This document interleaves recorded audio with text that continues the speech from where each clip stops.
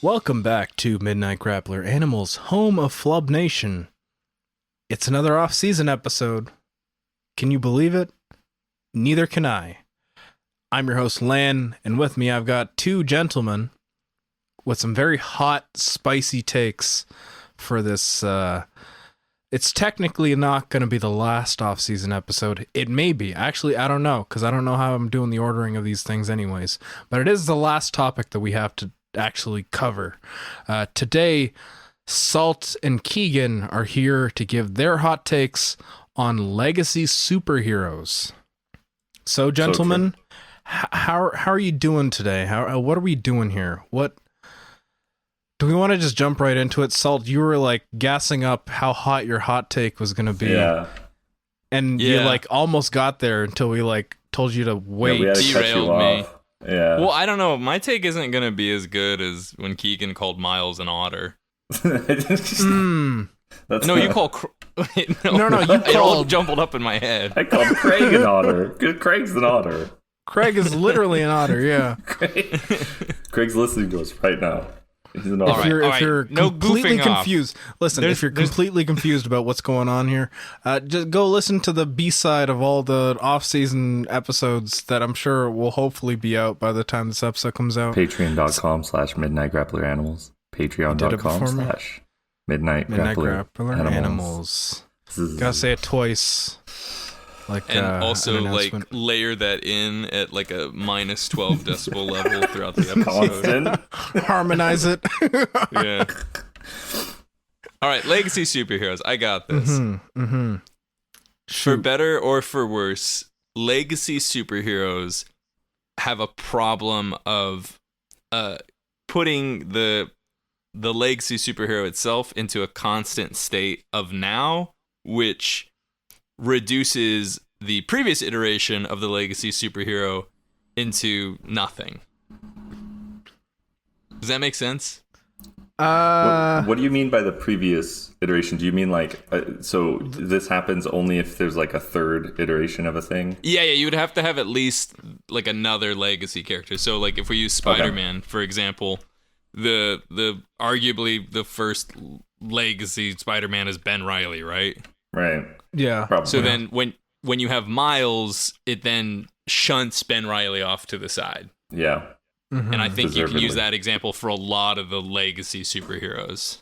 For sure. No, I think that's immediately correct. I don't think that's a hot take at all. Yeah, I no, think that's this just is like right. kind of Lukewarm disappointed by it. take. I'm kind of No. disappointed. I was expecting like all legacy superheroes should be shot dead by a firing squad. Put them in like- education camps.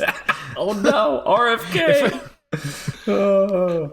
All right. I was all right. expecting Well, Salt to be like, if it were up to me, Miles Morales wouldn't exist.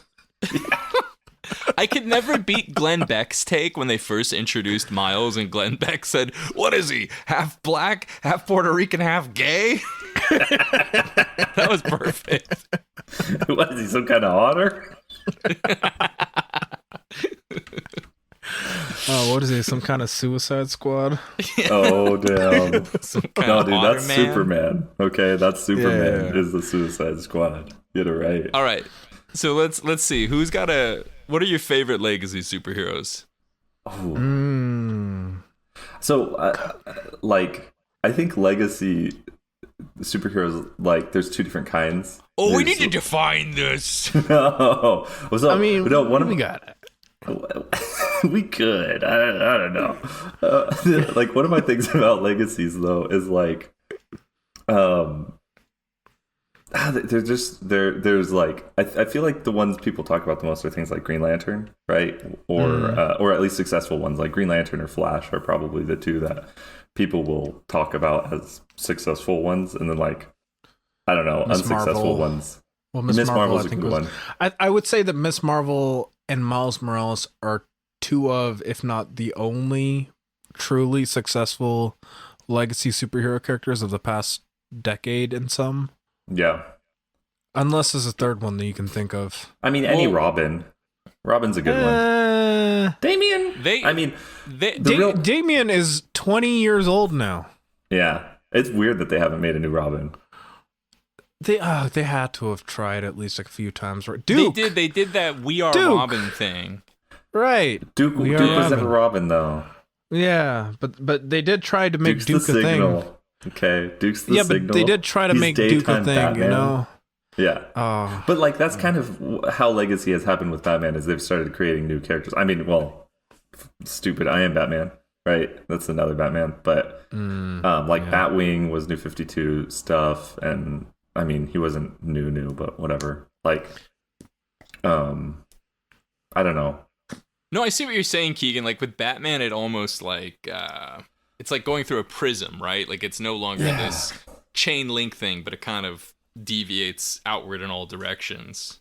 Yeah, but I still think Robin, at least historically, like maybe not. You're right in the last 20 years, but like Robin is probably one of the stronger legacy like examples. So what they did for Robin though is you have Dick Grayson becomes Nightwing, and then you have they Tim graduate. Drake.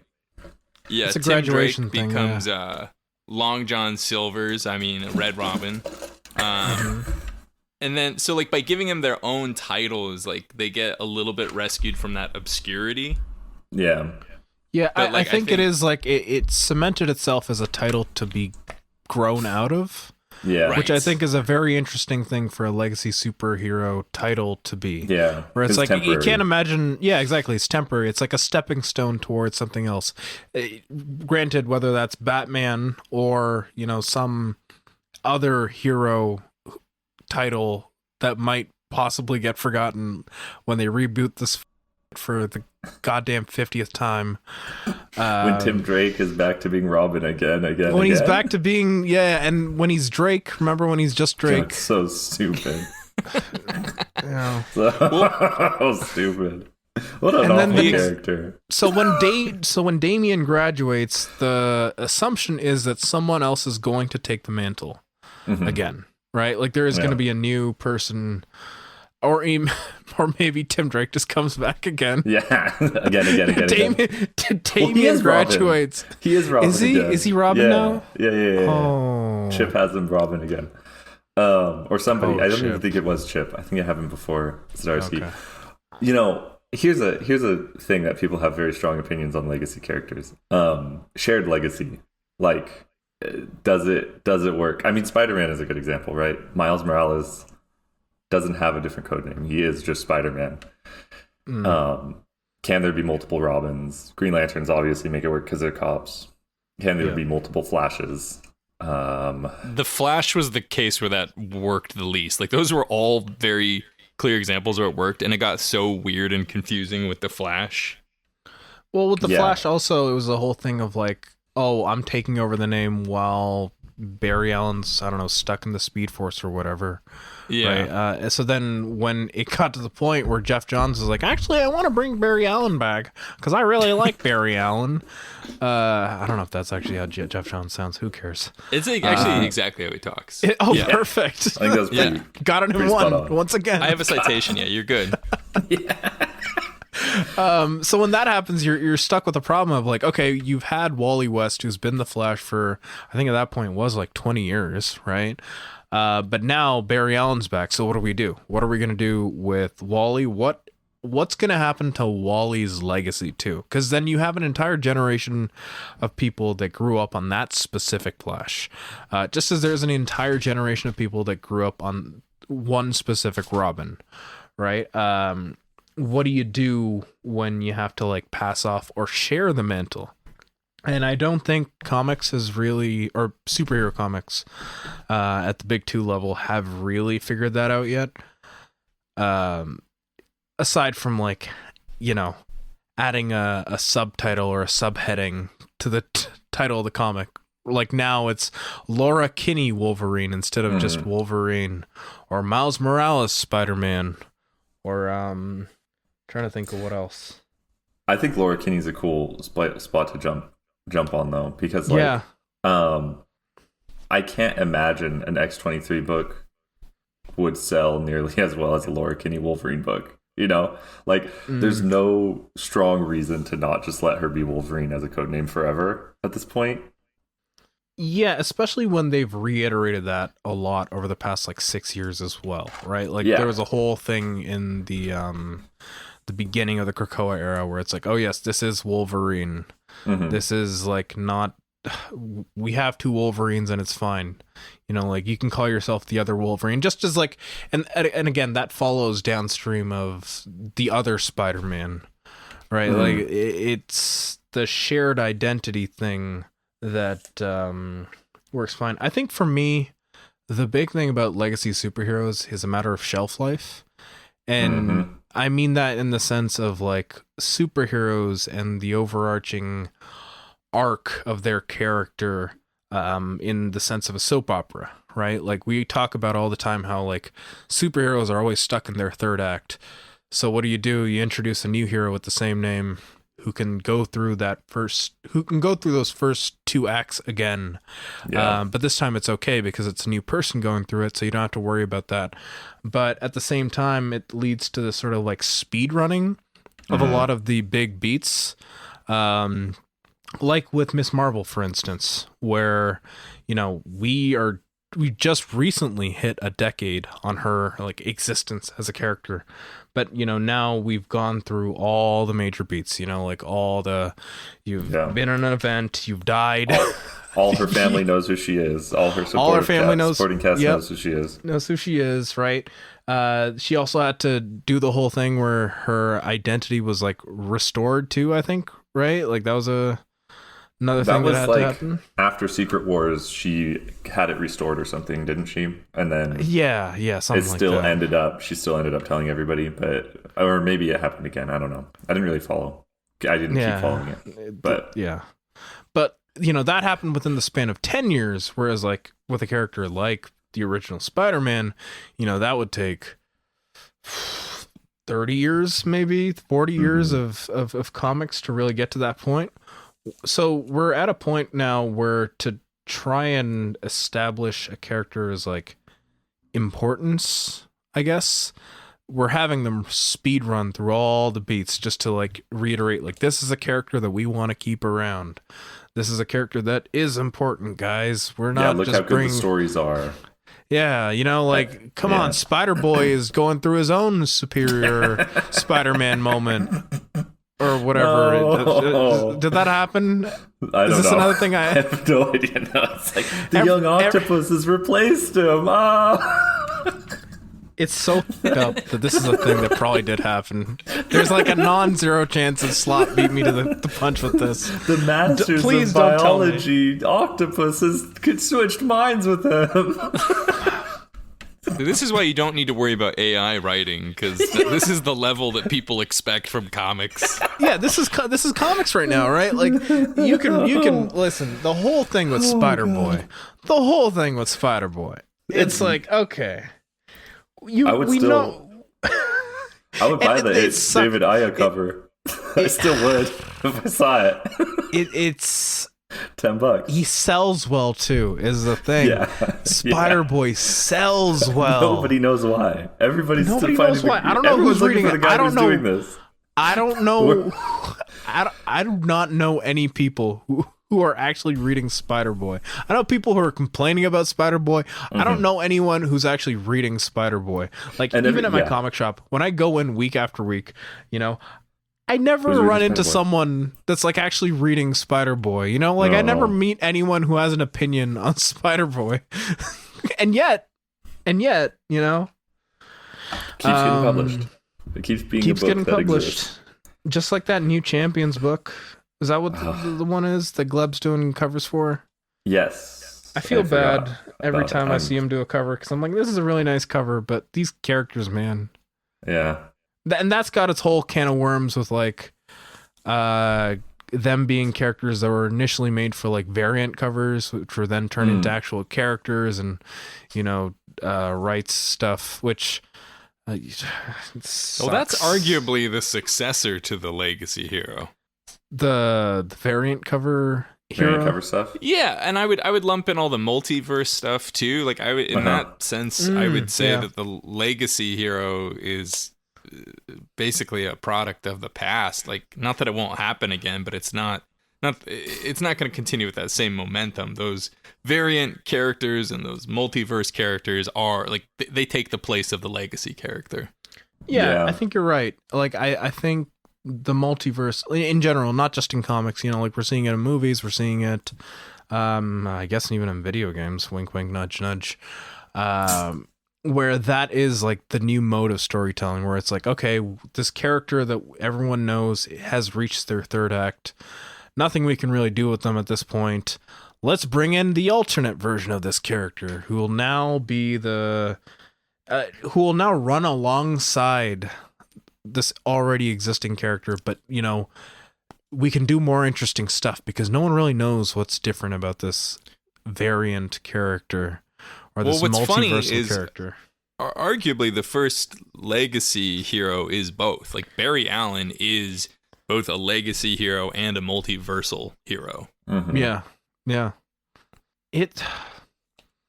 It's funny when you put it like that, though, right? Like, because it's like that was also at a time where they didn't really know what a multiverse was within the scope of comics, where it's like, this is just a different continuity.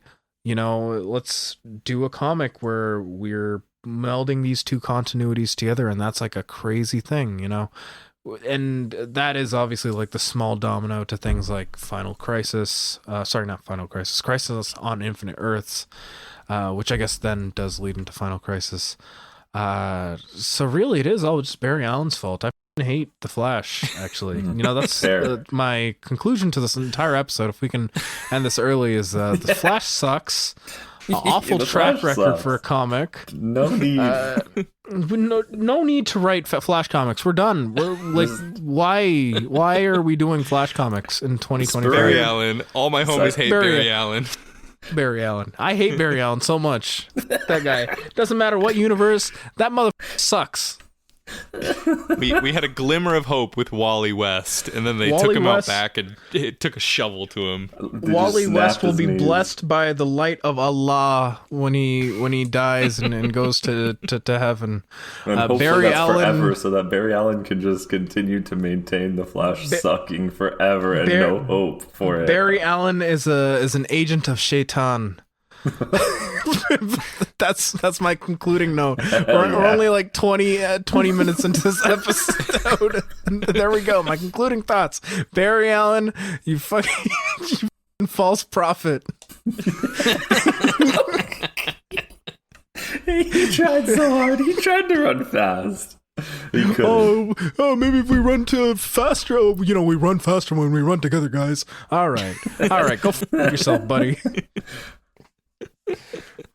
So true. Why don't you run fast and come suck my nuts, man? Holy Barry Allen. He could have shoveled that snow way faster than you, though, Lan. He would have, and he didn't. So you know, he didn't hear you. He didn't hear your pleas. Yeah, you know. Superman.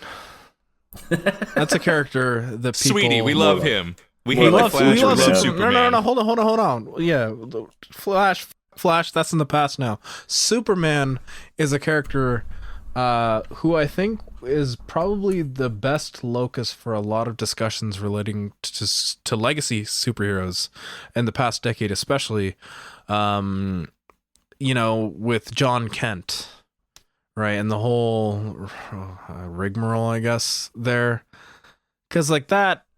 Oh, the Man of Woke? The Man of, exactly. The Man of Queer. The man, that's better. Damn. The Man of Steal Your Boyfriend.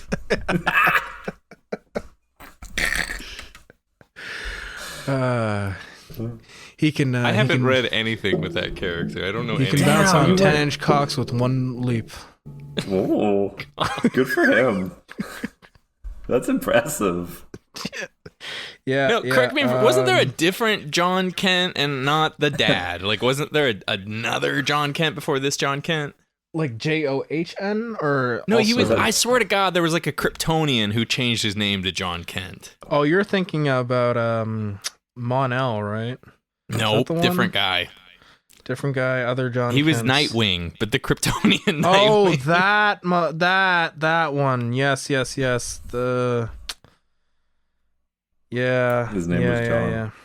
His name was John. He was like the adopted child of Yes. Superman. Yeah, I remember that one. I remember that. Sorry, I'm being distracting. What did you No, want to no, say it's about okay. I've also- the newer, better, gayer John Kent? The gayer John Kent, because I think there was a point where DC did want to actually like push him as being, you know, a viable Superman. I think that was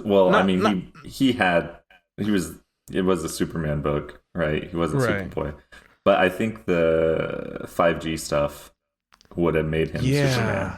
Oh I man, think. 5G. That's a whole other side to this thing, very right? legacy. Like all this. Yeah. That is like the whole thing. There is legacy. It was legacy. Yeah, they were trying to and, move forward for 1 or 2 years, probably maybe 18 months.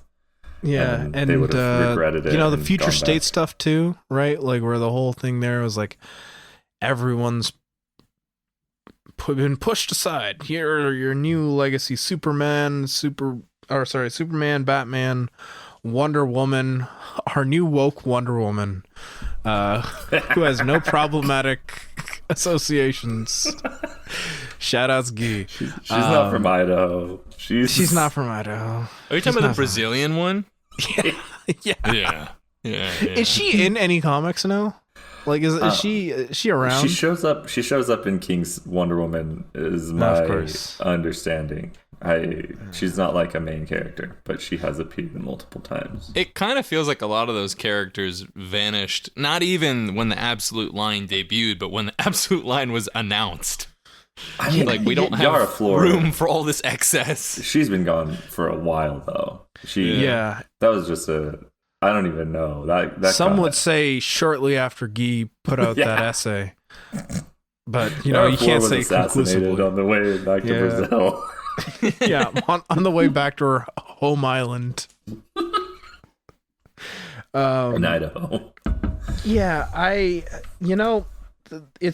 that's another weird aspect of legacy superheroes in Big Two comics, where it's like when there is a new legacy superhero or you know, like a variant in this case, and the old one is just old Yellard in a way.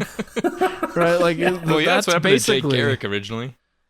You know, like that's what happened to a lot of those like golden age superheroes that, you know, ended up getting much fancier, cooler, like Dan Abnett, or not Dan Abnett, that's a writer. What the fuck is the first Blue Beetle's name again? Oh God. Dan. It is Dan. God. It is Dan, right? Like it's Dan. It is Dan. Dan Danner. Dan. No, that Dan Daniel. No. Dan Beetle. Dan Blue Beetle. Dan. No. Nord. No, that's Ted Cord. That's Ted You're Cord. thinking the No, second Ted Cord. Blue Beetle. That's the second Blue Beetle? That's I'm the second Blue here. Beetle. Dan Garrett. It's Dan Garrett. What the hell? I was close. I said Dan Abnett. This is Dan Garrett. See, this is what I mean. No one thinks about Dan Garrett except Jeff Nobody. Johns. Yeah. Jeff Johns is the only one who gives a shit about Dan Garrett. Yeah, Right. Grant Morrison probably cares about. Probably too. Yeah, you're right. And you're right. Al Ewing also probably cares about. I don't think Grant Morrison does. I think Grant Morrison like reads Wikipedia articles and just Yeah, well, you know what comic writer in the modern day doesn't, right? It's yeah. true. Hey, they're all copying them. That's They're all copying them. the standard. But yeah, it is funny when you have a legacy superhero that is just given up on when the new shiny thing comes around. Like for me, I think the one that I keep thinking about in the context of Superman specifically is Kenan Kong. You know, the Chinese Superman. Oh, I love him. I wish they had done more with him. I'm sure he's in books, right? Like Keigen, you're actually reading Superman comics. I'm reading Superman. He mostly shows up in action though. He mostly shows up in action if he shows up. Yeah, because that's kind of a Superman family book at this point. It depends on who's writing it. It's like brand new day for Spider-Man right now, but it's not a team. Sure. They're just kind of getting random people in there. But it's see, an anthology. that's the other place they go to. Like in the case of Spider-Man, right? Like Anya Corazon, right? Like she just gets relegated to like showing up whenever there's a Spider event happening. Yeah, or Julia Carpenter. Oh yeah, I'm pretty sure it was Anya who was in there's that arc that Kelly Sue DeConnick did of Avengers Assemble. Really fun arc. And then she didn't show up for like 4 years after that at all. Yeah. Well, there is a trick to these legacy heroes of you want them to feel like they belong in that universe, but they also need to have an origin or a way you can describe them that makes sense and you don't sound insane. Like Miles Morales, you can make whatever criticisms you want, but he's easy to describe. Like, hey, he's a half black, half Puerto Rican, half gay. No, but he's half black, half Puerto Rican kid who also got bit by a spider, right? And now he is also Spider-Man. But if I describe John Kent, I would sound like a crazy person. Wait, which John Kent? The bisexual one? He's just Superman's gay son or queer son, whatever. Queer son. That's pretty easy. But to like, describe. I don't think DC has done a really bad job like making Superman's identity make sense to people. Like, I think if you asked a lot of random people like, hey, what's Superman's deal with Lois? Like, some people would think they're married, some people would think they're dating, some people would think that Superman still hasn't told her his identity. So now you have to explain like, oh, his identity, he has told Lois. They're married, they have a son. I mean, yeah. Like, and if you get into the real weeds of that, and you're like, oh, actually, so the current Superman, he's a refugee from like a previous dead universe that ended up somehow I don't even really know, but like it's horrible. Like you've lost mixed people. into You can't explain John yeah. Kent in a way that makes sense. But like that's if you go full Wikipedia brain. Like if I just walked up, like, and I do think you're right in being like, if you walked up to a 24 to 30-year-old and we're like, hey, do you know if Superman's married to Lois Lane, or like what's Superman's deal? Like most of them would probably mention Lois Lane, and most of them would probably be like, I'm not sure if they're married or not. Like in my brain, they probably are. And I think that's a weird thing that like is caused that, one, nobody's reading comics anymore at all, and two, there hasn't been like a popular Superman adaptation in 30 years. You know, like the animated series was probably the last time there was something that anybody cared about. Yeah. And so, I mean, I feel like that's part of it. You have another problem with the John Kent Superman, which is Miles Morales was a regular kid that got bit by a spider. I don't know how you explain that John Kent is like, what, 20 years old and he's super powered? Like, okay, there's a lot of complications the there. that we need to focus on first is the 20-year-old part.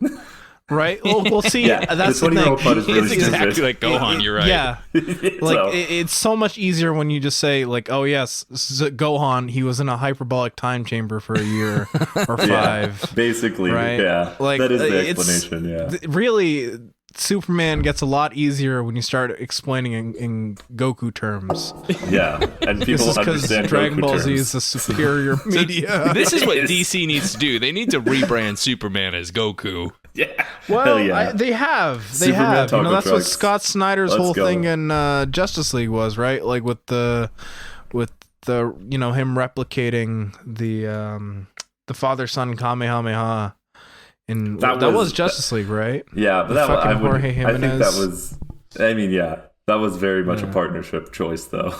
Like, I mean, I'm sure it was, but at the same that's time, it's Jimenez's like, well, fault there just you as go. much. Yeah, it was. Yeah, the same but it's result. okay. You know, Jimenez is at least getting to work on Naruto now. Meanwhile, So Snyder is weird. still rehashing anime plot lines in Absolute Batman. So So weird I that think he's on in Naruto. terms of like where that partnership is at now, Jimenez definitely got the better side of the deal. He also had to draw Batman for Starsky.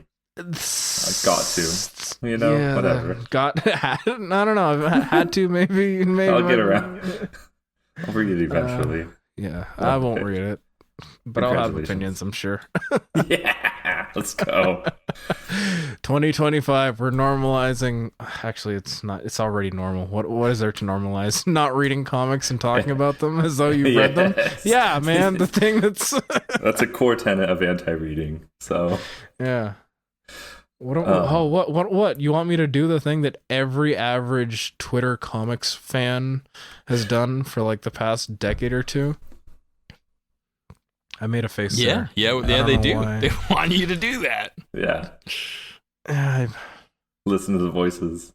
listen to the voices. No, I don't think I will. Not this time.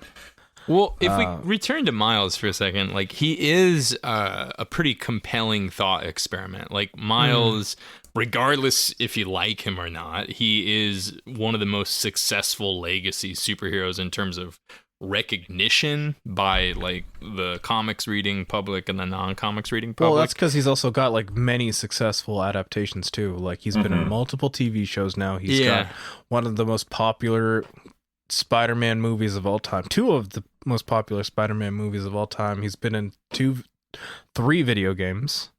Maybe 4. I don't know. But you know, in terms of cultural cachet, you know, he is already at that point. Like Miss Marvel too, like Kamala Khan, she's got a movie, a TV series. She was the linchpin of the Marvel Avengers game that like 5 people played. She has reached outside of comics, which I think is a key element here, where it's like when you have these characters show up in things that aren't comics, and that's like the brand telling you that like, yeah, this is a character that we want to actually like stick around, right? Like when Ben Reilly shows up in other things, you're like, okay, so this is a character, you know, like this is the canon, if we want to talk in Spider-Man terms, you know? And I don't know how you get that out of comics nowadays until you technically force it, right? Like when Spider-Boy shows up in the next Spider-Verse movie. See, something about that's really interesting though, because like, and I don't know, because actually both the examples I'm thinking of right now are kind of celebrated, but the other direction, people whine about it, right? Comic fans whine about it, where they debuted in a TV series and then they adapt the other way. Which again, like now I'm like Harley Quinn. Well, that ended up really successful. Renee Montoya ended up real good. Even Batman Beyond, Terry McGinnis. All 3 of those are actually like counter examples to what I'm saying. So maybe that's not true. But like they also don't matter as much. Harley Quinn obviously is a huge hit, but Renee Montoya literally just doesn't matter what DC's doing with her in the comics most of the time. Right. Like, I think that also stems with like general complaints about synergy whenever like something in the movies and shows ends up like coming back into the comics. And I think that's much more prevalent now, especially as like we're reaching this like, I don't want to say like end of comics history type beat, but like, you know, it really is getting to that point where, you know, we've got a Doom event in the comics right now because Doomsday is coming out next year. Or, what's the other big one where it's like, they're doing that. Oh, right. Miss Marvel becoming a mutant, right? Like to reflect what's happening in the MCU. And that was like literally an edict passed down by Kevin Feige. And, you know, I think for a long time readers of comics, it makes sense for them to get angry. I'm not saying it's the right thing. Frankly, it's very stupid for them to get angry. But like, it's stupid because that is just the mechanics of what comics are nowadays, right? Like the new Champions thing, right? Like it's easy to be angry at that, but that is just the way the comics are nowadays. Like we're going to get this, which of the Steves is writing that one? Fox? Orlando? I have no idea. Genuinely don't. Hive Mind? I didn't even know it was one of the Steves. I have no idea. It might be the Hive Mind. It's a toss up. It could be any one of those 3, right? But we like know the it's thing a is like person. that is just the nature of comics nowadays, right? Like where it's like the legacy characters don't even faze me anymore because it's like, okay, that's just what we're doing now. Yeah, I'm thinking about too, like you're talking about the interaction between these things and adaptations, and like earlier you were saying, you know, like Miss Marvel, she's basically speed run through like an entire character's history.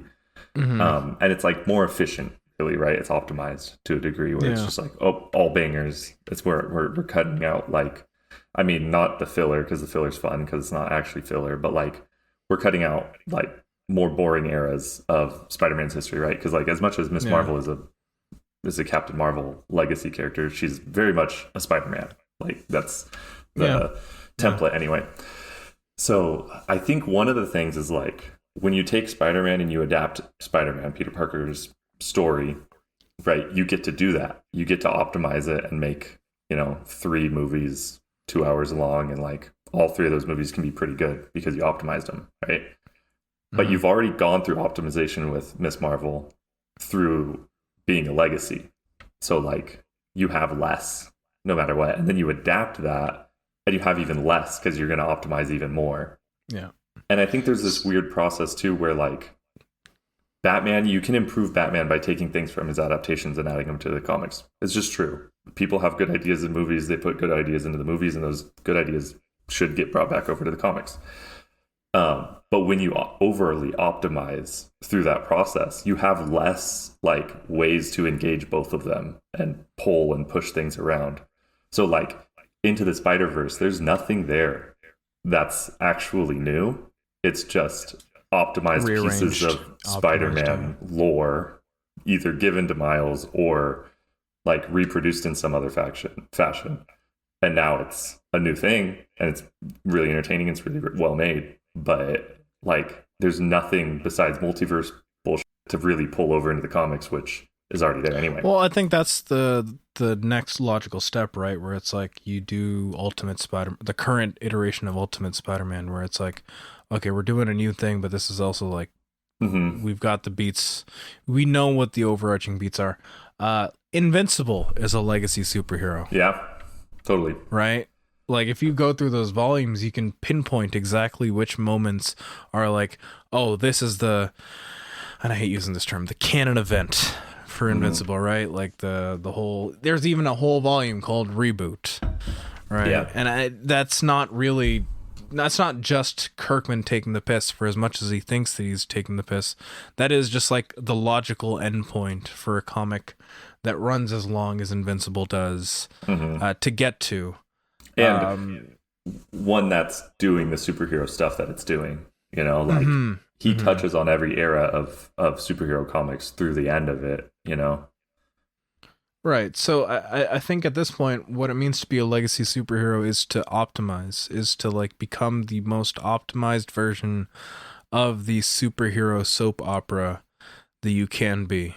And then, like Salt said at the beginning, like legacies are immediately dated, because they're all about the now. And in order to define it as the now, like I was also thinking of this when he was saying this, like how many legacy superheroes have evergreen stories? Again, I don't really care about evergreen stories. I think people overrate the value of those, but like really a like one and done story that you could give to somebody and be like, this is their story. I mean, and like Wally West. Adding to that, actually, like how many of those legacy superheroes' evergreen stories are not just rehashes or reiterations or, optimizations of the original heroes' stories, right? Like Miles has his own clone saga, but even then, that's just an optimization of the original clone saga or a reiteration or a reimagining, if you want to call it that, right? Like, when the big moments are also defined by what came before, there is no real now, right? The now is only as good as what came before. Okay, here's a question. Is Bendis Ultimate Spider-Man a legacy? Yeah, like absolutely. by that definition, right? Yeah. Did Miles start in the main continuity or in the Ultimate continuity? In the Ultimate continuity. But yeah, so Miles himself is like a legacy of a legacy, right? Yeah. I mean, if you're willing to count that. But Miles has a lot in common with the Men of Steel, right? Those the posers that showed up after Superman died. And I think both of those capitalize on something really useful, which is, hey, you do something major like kill a character. Like now you put in those legacies. We say, but there's a twist. But even then, that comes from Barry Allen too, right? Because Barry Allen died doing some, I don't even remember what he did in Crisis. But it was his death that, opened the spot for Wally to take over as the new Flash, right? Like it seems Yeah, that, but it's like, different because Wally was already around, right? Well, And- right, but like Miles was also around Mm-hmm. too, right? Like even in other continuities, right? Like in the case of Into the Spider-Verse, he's already around when the previous Spider-Man dies in his universe, right? Like I mean, he's a bit like the same night. right, but He's not like you know, being a it's like- superhero. right? But I mean, even in the Spider-Man games, actually, it's even better because it's like, yeah, he's there the entirety of the first game. Yeah. Yeah, he's like established to be a legacy. But right. Yeah. But like, I mean, I think the death thing, like, you know, that's a good point because again, that Death is like a lends catalyst, to yeah, in the definitely. moment. That's a way to sell them, and then it's so dated. Because it's like there's no when other option. the resurrection happens. Yeah, Right? It's like, you don't want to accept this guy? What's the alternative? The smoking pile of bones in that pit over there? yeah. Well, Kyle Rayner is a really good example of all that too, right? Like Where it's like, Yeah. oh yeah, our hero's evil now, so we need to come up with a new guy who's evil good. and dead, right? Doesn't he also he kills himself because he's so evil or something? Well, he killed all the Green Lanterns. He killed all the Green Lanterns, but he technically wasn't dead did he at become the around the Spectre? time. He became the Spectre shortly after Kyle became Green Lantern. Okay. Yeah, Stupid. because there was like Hal a whole Jordan. event. Hell, Isn't yeah. that all Jeff Johns stuff turning him into the Spectre? No. Oh God, was it? No. No? No. I don't know. No, I don't know, because actually. Johns enters the story when he's converted back to a Green Lantern from the Spectre. The Spectre was, oh God, who was it? Friends? Mackie? I don't know either of those people. Forget I Mars? asked. Yeah, I don't know. I don't remember. It I don't wasn't remember. Mars? No, Mars was. It might Because have Mars been was Mars. Rayner. Mars was Rayner, right? So I think it might have been. I don't know. Maybe it might have been even Robinson. Who knows? Feel free to let us know in the comments below. If you're yelling at your If you're yelling car at your right screen, now, and- yeah, if you're driving exactly. and you're yelling at us for being such complete you're- idiots, If go you're ahead and seething at this episode, let us know. keep Let us driving. know in the comments below. Keep driving and get into Keep the Discord. driving. And White talk to knuckle that bitch. White knuckle that fucking steering wheel right now. Go ahead and turn on your speak to text and Call Keigen a hateful word. Call him a slur. it's okay. Call him an otter. Yeah, Yeah, call him an otter. it's all the energy of your heart. Yeah, I think the conclusion here is that legacy superhero is not really a term that matters anymore. Thinking about it and like, you know, having gone through this whole rigmarole, I'm like, I don't know if, you know, because again, these things are just going to Simmons at happen. the end of Burn After Reading. It's the best scene ever. That's really where I'm at right now. You know, that's mentally I'm there right now. Once again, Barry Allen. Yeah. Forever. Can you make the picture of this, like, I don't know, like someone flipping Barry Allen off, like something like that, or a gun to Barry Allen's head? I'm sure there's a picture of that. Yeah. I'll cook for this one. I'll cook for this one. It's gonna be the only off-season episode to actually have like a proper custom thumbnail. It's because of how much I fucking hate Barry Allen. You could make it the guy you have in the picture now, like the NBA guy, but he's like slapping Barry Allen. Yeah.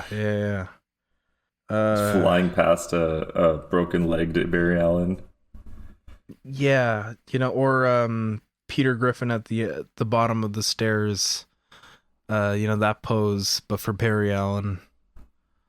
Or You know, we can also blame Barry Allen for making Ezra Miller into a leading they. Yeah, you know, we need better leading days, and I think in due time we can optimize our process enough. It's so easy to turn legacy superhero talk into like KPAs and like business oriented talk. You know, if we optimize our flows here, we can actually manage to churn out a few more of these legacy superheroes year after year. It's the Pacific Rim thing, you know, where it's like before we had a new legacy superhero popping up every 5 years, but now it's 1 year. In due time, we might even see a legacy superhero pop up every 3 hours or every 3 issues. Yeah, it's like the end of Pacific Rim, but like we send you through a portal to hell to kill Barry Allen with a nuke. Yes. Let's go. Under the mandate of heaven, I unleash my fatwa against Barry Allen.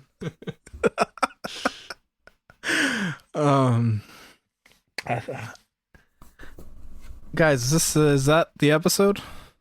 I think so. I didn't get to talk about Captain America, but Captain America should be a terrorist, and that's the future. Oh shit, that's right. That's like okay, hold on. I need to talk about that. So Yeah. Keigen said on my blue sky that Captain America should fly the planes into the building, into the Twin Towers, and we got the best unhinged reply where this guy goes, just call him Captain China. Yeah, I don't even know what he was really saying. Yeah, dude, this really happened. I was like, It's so awesome. this isn't really...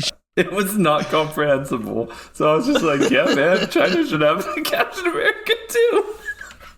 That guy's so cool that he thought that China did 9/11. Like, what the hell was that? I have no idea. I was like, I can't deal with this right now.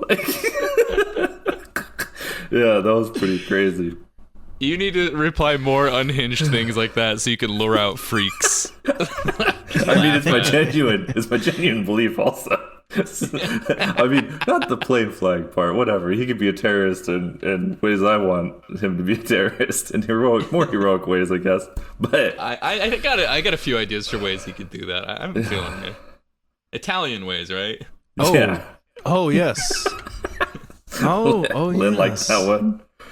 Yeah. The neurons really activated when I heard that one. Oh, so that was really funny though. That was. I'm gonna have to put that in the show notes. Me, god damn it. It's a good one. It's funny. Oh shit! I got to do the whole rigmarole. Where's the script? So this is how prepared we are for this. Hey, it's off heading season, out of this, you know? heading out of this off season. Like we're nearing the end too, which We're is exiting the off season. We're exiting the off season. We still don't really have a proper idea of what's coming after. So stay tuned, folks. This might be the third to last off season episode that's released. Just more to come, but More to come. Yeah, this might not even be the last off-season episode. Yeah, we don't know. We don't know. There could be 4 more. There could be no more. There could be 1 more. There could be 2 more. We don't know. But in this life, nothing is certain. yeah. You know, Numbers are hard. Numbers Serge are hard, isn't here man. this week, but he might be here next week. And it might have Actually, been- I don't know if. And actually, hold on. I don't know if any of the episodes that we recorded with him have already been released. The Batman villains one was the last one, right? Oh, was that the last he one recorded? we recorded with him? But I think Serge he is got it on more than alive. one. Just for anyone that's curious, Serge is alive. We don't He's have to just free busy. him. He's free. He's free. He's been free. Salt? I don't know. Not so much. Yeah, We're still still not working sure. on it. I got different problems. Saul He's got got hit by a different problems. truck, so Yeah. Yeah, Salt got hit by a truck. I'm still a little sore. We're working on it, you know. So nothing's certain, but the show will continue until morale and our Patreon subscribership improves. As always, the show is made possible thanks to contributions from listeners like you. If you want to support the show, you can do so at patreon.com/midnightgrappleranimals. If you want to hear this episode earlier than the rest and hear all of those fucks and shits that I clearly have to now bleep, or not even bleep, I just remove them from the episode. Anyways, if you want to hear us say those words, $2 a month gets you those episodes uncensored a week earlier than the public. $5 a month can get you access to that bonus episode that we mentioned at the top of the episode, where Keigen called Craig an otter. Mhm. There was a whole other associated rigmarole with that. as well as our backlog of bonus episodes and Patreon exclusive series, as well as exclusive channels in our Discord server. If you have friends, I'm sure you do. I'm sure people with friends listen to this podcast. Tell your friends about this podcast. Tell them about the absolute crazy stuff that we're getting up to in this off season, and tell them there's more. Just be ominous. Don't even like explain what the more is. Just tell them there will be more. And then let us know. Is the show too woke? Not woke enough? Yeah, is this show too woke? Is this show like the Brooklyn Visions Academy missions in Spider-Man 2? Let us know. You can email we're trying to us be a little at more MGA, a little less BVA, if you know what I'm saying. Yeah. You know, a little more MGA, a little less DE. Actually, I can't make that joke anymore. Me, this stupid administration. Questions, comments, suggestions for the show, email us at midnightgrappleranimals@gmail.com. Tell us if that joke was in poor taste. And if you want to find the links to our Discord server, we can tell us that much more directly, or our Blue Sky pages, you can find that in the description of this episode. Folks, guys, I don't know what I'm saying anymore. Tastemaker's grab bag is what I want to get to. Who wants to go first? Keigen wants to go first. I can go first. All right, I'm gonna post a link in text. Oh. I have a few things. One is I'm not even gonna look it up. You can look it up, whatever. There's a video of inside the NBA where Shaq Shaq is talking about you should fill up your gas tank. You should fill up your gas tank when it's half full, and you'll spend less money.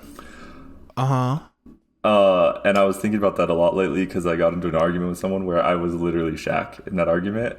And okay, so can you give me context for what you just posted? I'm gonna tell you after. I'm telling you the Shaq thing first. Bro, you can't listen. This is a different thing. Two different things. I'll tell you the other thing. You should have waited to post the link. You should have waited to post the link because now I'm thinking about this link that you posted and not Shaq. A second. So anyway, inside the NBA, Shaq gas filling up. It's so funny. He's the worst arguer in the world, and I am just like him. On Blue Sky this morning, I saw this tweet that screenshotted 4 screenshots from this article that I just shared with the boys. And it's horrible. It's really bad. I'm gobsmacked. But it's so funny. I'm absolutely gobsmacked. So it's an article. The first line. Hold on. I'm not gonna say the headline. I'm gonna say the first line of this preview. Men are nearly dying to enhance their penises. I'm crying right now. So I saw the screenshots and I was like, "This is the funniest." This is tragic. It's so stupid though. So it's a New York Post article, whatever. Its penis enhancement surgeries are leaving some with a lifetime of pain and regret. And so, what to know? Don't forget the what to know part. What to know. So go ahead and read that, and you might feel bad about it after, but you should laugh really hard because it's so funny. This guy talks like an NPC. This guy, John 42 from Austin, Texas, the desire to augment started 6 years John ago. Wilson? He goes, I am like 6'5" and was really athletic and muscular, but I didn't really have the other part to match the enormous size of my body. Who talks like that? This is like an infomercial. It could be fake, but it's so funny. It brought me joy. So that, and then this hurts. It's so funny. I'm reading this. I'm thinking about that episode of How To with John Wilson about the people like regrowing their foreskins or trying to regrow their foreskins. Awful. Like awful. Dude, this article gets gnarly. This gets worse and worse. It's really crazy. So and then I also started Twin Peaks. And I got to episode 3, and it's Jesus Christ! Immediately How do you go from insane. penis enlargement to Twin Peaks? It's just my life, dude. All right, it's just what I'm living. So Twin Peaks, shouts. Watch episode 3. And that's it. That's what I got. Okay. Salt, how do you want to follow that up? My jaw is on the floor, dude. This is harrowing. Oh my god! Did you read the whole article? I don't want to. Not yet. I didn't. No. It's a horror movie. I read half of the article in total, but the screenshots get all the way to the end, I think, of what I saw. Oh, good lord, man. God. All right. I don't. How do you follow that up?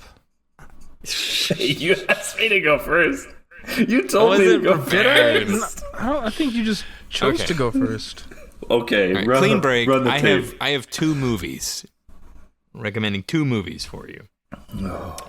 If you remember back to the month of the mask, Lan and I did. We mentioned how Shotaro Shinomori directed only 1 episode of Kamen Rider, but I was delighted to find out he directed one of the Kamen Rider movies. And he's such a good director. Like, the man understands cinema. So my first recommendation is Kamen Rider 8 Riders versus Galaxy King. It's wild. I love it. That's recommendation 1. Recommendation 2 is Wallace and Gromit Vengeance Most Foul for glorious stop-motion animation. That's good. It's a good one. It's a good one, folks. Lan, what do you got? Let's see. I'm gonna start off with. By this point, it's not even new anymore, but the new Dochi album. So good. Because I finally listened to it from start to finish, and it's, if I can describe it, and this isn't really even a judgment on the quality of these respective artists' works, but like listening to that album made me feel the same way I did when I discovered Nicki Minaj for the first time, as when she featured on Monster on My Beautiful Dark Twisted Fantasy, like with the iconic Bad Bitch from Sri Lanka line. Mm-hmm. The feeling and the emotion that I got like hearing that for the first time, that was like what it was like listening to this album. It's great, start to finish, banger, banger, banger, banger, banger. It's really, really good. Next up, I'm gonna recommend a mistake that I made, which was watching Magnolia on a plane. I had listen, it was a long plane flight, so I had a lot of time to kill, including 3 hours, which I dedicated to watching Magnolia. Devastating film. I like to think that I have a pretty good relationship with my parents. But I watched that movie and I think, damn, just damn. What possessed Paul Thomas Anderson to make Magnolia? It's such a, I don't even know, man. Like I made such a mistake watching that on a plane. I couldn't even shed a single tear. It was like 3 p.m. I had to like sit there with both hands on my knees, just like clutching them, with a poker face. So don't make that mistake, but do watch Magnolia if you haven't already. North by Northwest. I also watched that immediately after to like lighten the mood. That's what a one. double feature. But you're on a plane from Germany to Canada. That is like the ideal, like everyone next to me. There was actually someone in the seat in front of me who was like watching the first 10 minutes of a whole bunch of movies. I think he started with there was that Angelina Jolie movie about wildfires. He got 10 minutes into that one, skipped it, moved on to the next thing. Then he watched 10 minutes of Transformers 1, got 10 minutes in, skipped it, next thing. And then he finally settled on Get Smart. Watched the whole thing, start to finish. Sick. Didn't stop at even once. What a hero. And then there was a German lady in front of me that was watching this German movie about I forget what the title is, but the premise is that like these friends get together for a dinner. I think it was like a dinner on an eclipse or something, and they play this game where they have to put their phones on the table, like all their phones on the table, and whoever gets a call or a text has to either read the text out loud or answer the call on speakerphone. And it's just like one of those like really schmaltzy, you know, almost Lifetime-ish movies. But you know, I was kind of enamored by it. I was like, wow, I don't know why I'm so invested in this like borderline reality TV ass movie. So I'm not going to recommend the movie, but you know, if you can find that movie, I don't even know the title. I was only reading the subtitles from like this tiny crack between the seats. Like, if you can imagine, I'm in the aisle seat on the left side of the plane. She is on the window seat of the row right in front of me. There's that like tiny crack between the headrests, right? So I can see her screen through that tiny crack in the headrests. And so the film had English subtitles, so I couldn't hear a single thing that was actually going on in the movie. All I had were the subtitles. And my attention was unfortunately very glued to that screen in like the final few hours of that flight. I think you became a new kind of pervert. I think that's what you just described. This is, it's a perfect opportunity for voyeurism. Yes, completely appropriate voyeurism. I guess it's. You know, you're stuck in a seat. You're stuck in a seat for 8 hours. Everything's in plain view, right? Like it's not like she's trying to hide that she's watching the movie. Yeah. So somebody was watching Magnolia. Someone was watching me watch Magnolia for sure, and I'm scared that it was like one of the kids from like a few rows back. Well, if they're tall enough to see through a couple rows, then you're going to learn today, kid. You are going to learn about generational trauma today, buddy. You made the mistake of looking at my screen. Yeah. You're going to learn. Yeah, that's it for me. That's it for this episode. You know, so thanks again for keeping up with the fast times at MGA High, and as always, keep on grappling. Oh, we always get it in one. Got it in I think we need to stop getting it in one, because like it's gonna start affecting our bottom line. You know what's crazy? What's crazy? So all this Flash talk made me realize James Gunn and the Reverse Flash actor Tom Cavanagh are the same guy.